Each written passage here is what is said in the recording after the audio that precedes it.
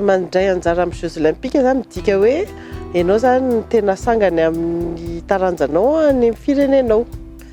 Dia c'est ohatry hoe accomplissement zany le izy ho ana athlète satria vitsy kely mihitsy no sélectionné.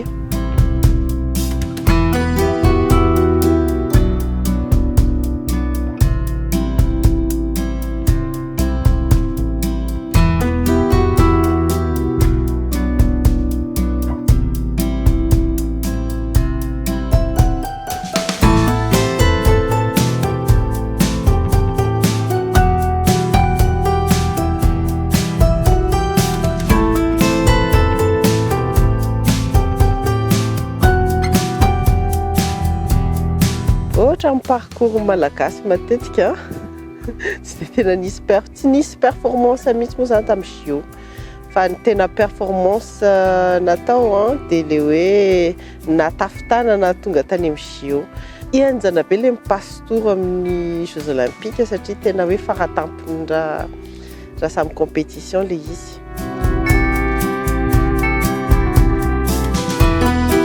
Za zany tokony nanao 4 Jeux Olympiques. Zay zany tena hoe fiertéako. Afaka nanao Jeux Olympiques anankefatra. Nisy problème be ny carrièrako tamin'ny Sydney fotsiny tsy nahafahako nandeha. Ao anaty fiainana anankiray zany manao 3 Jeux Olympiques zany efa tsara be.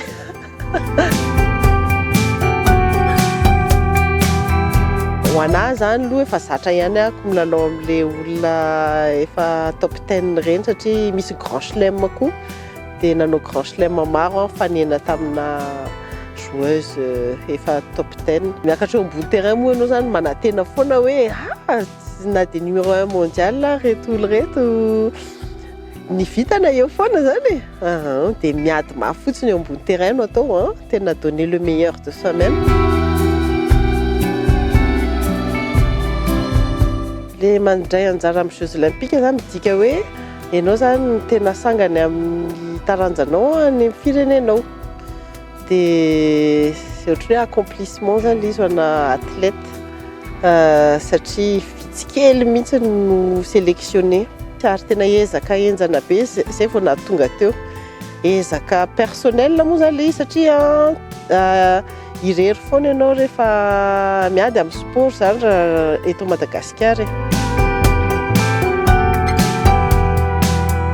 Ho anahy zany le izy zavatra tena hoe zay zavatra important indrindra tamin'ny fiainako le mandeha Jeux Olympiques. Tena hoe incroyable zany hoe porte-drapeau amin'ny firenenao any amin'ny Jeux Olympiques. En plus 100e anniversaire Jeux Olympiques tany Atlanta tamin'izay porte-drapeau io. Le tena ho ana athlète c'est incroyable. Zany hoe zavatra incroyable zany.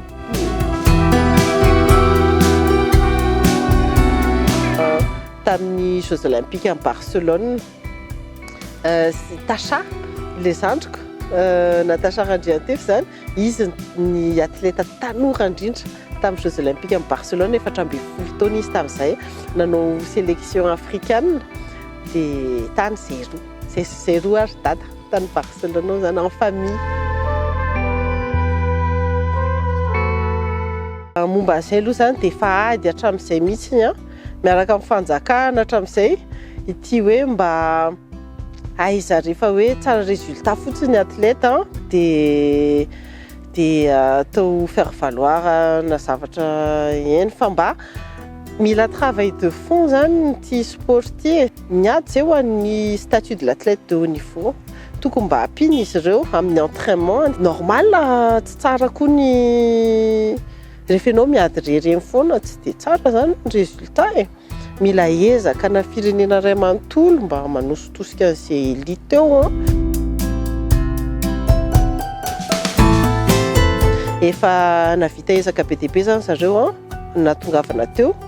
Inona moa zany no afaka ampitaina athlète taloha amin'zareo dia concentration dia surtout zany ankehitriny aiza mijerijery réseaux sociaux tsony zay ny afatra hay zavakina réseaux sociaux fa dia concentration amin'izay zavatra tokony ataonareo fotsiny mba atao dia fantatra ange fa ame an'izay vitany rehetrarehetra ireo athlète ireo izay vitany no ataony